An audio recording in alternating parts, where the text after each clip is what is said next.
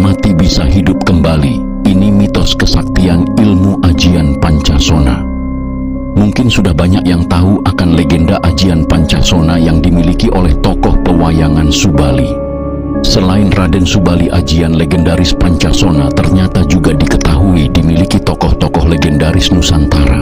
Ajian Pancasona merupakan ilmu supranatural yang memiliki daya magis, di mana pemilik ajian ini tidak akan mati selama tubuhnya masih menyentuh bumi, serta terpapar angin. Menurut legenda, setiap terluka dalam pertarungan akan segera pulih kembali seperti sedia kala. Sebelum lanjut, silahkan like, komen, dan subscribe agar kamu tidak ketinggalan cerita mistis selanjutnya.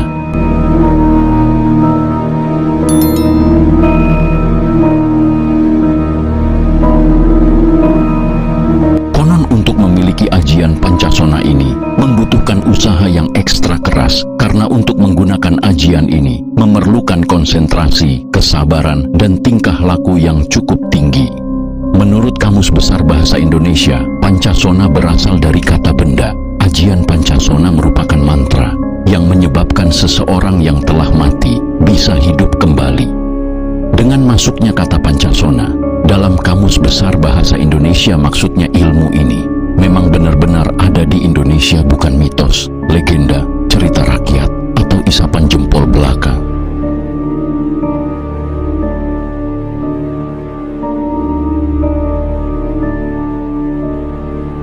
Dari sisi kekuatannya, ilmu Pancasona mirip dengan ajian Rawa Rontek, di mana pemilik ilmu tersebut tidak akan mati selama jasad tubuhnya yang meninggal terkena tanah. Kedua ilmu ini sangat eksis pada zaman kerajaan Malawapati yang dipimpin Prabu Angling Darma. Awal mula ilmu Pancasona ini bersamaan dengan resahnya kalangan pendekar untuk menandingi ajian Sakti Mandraguna, Rengkah Gunung. Pada zaman dahulu kala ada seorang resi setengah manusia setengah kera bernama Resi Subali yang konon memiliki ajian Pancasona ini. Ilmu itu kemudian diberikan kepada Raja Rahwana atau Prabu Dasamuka, namun ajian Pancasona kemudian disalahgunakan Raja Dasamuka untuk kejahatan. Dia menjadi tidak bisa dibunuh dan tidak bisa dikalahkan.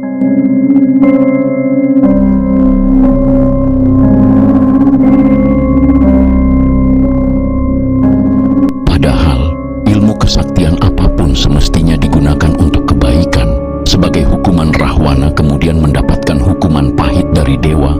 Tubuhnya dipasung dan dijepit dua gunung besar hingga ribuan tahun lamanya.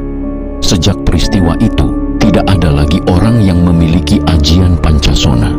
Hingga suatu ketika pada zaman Prabu Angling Darma pada sekitar tahun 1100 Masehi, hiduplah kisah tentang Durgandini dan Sudawirat yang secara sewenang-wenang menggunakan ilmu Rengkah Gunung untuk kejahatan. Salah satu korbannya adalah Mahasura dan anaknya Galuh. Sudawati, istri Mahasura, tidak terima suami dan anaknya dibunuh dengan ajian Rengkah Gunung hingga tewas secara mengenaskan.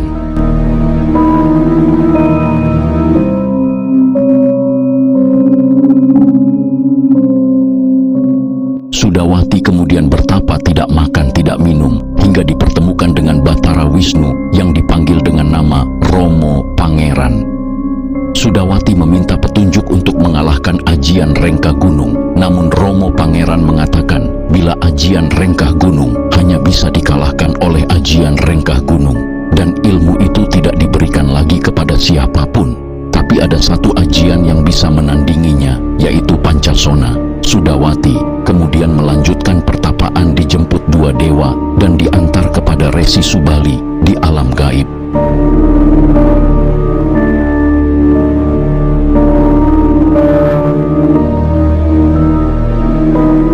Sukma Sudawati diajak terbang setelah berjanji tidak akan menggunakan untuk kejahatan dan menjadi seorang pertama setelah mengalahkan Durgandini. Sudawati akhirnya mendapatkan ajian Pancasona. Terbukti ketika sudah mati bertarung dengan Durgandini dan muridnya, dia bisa hidup kembali setelah terkena dua kali ajian Rengkah Gunung. Selain bisa hidup lagi, ilmu ini ternyata bisa memperkuat silat atau daya tarung seseorang. Sejumlah kalangan spiritual menyebut ajian Pancasona berasal dari Prabu Angling Darma. Namun sejarah dan asal mula ilmu tersebut masih simpang siur, sehingga fakta kebenarannya masih dipertanyakan.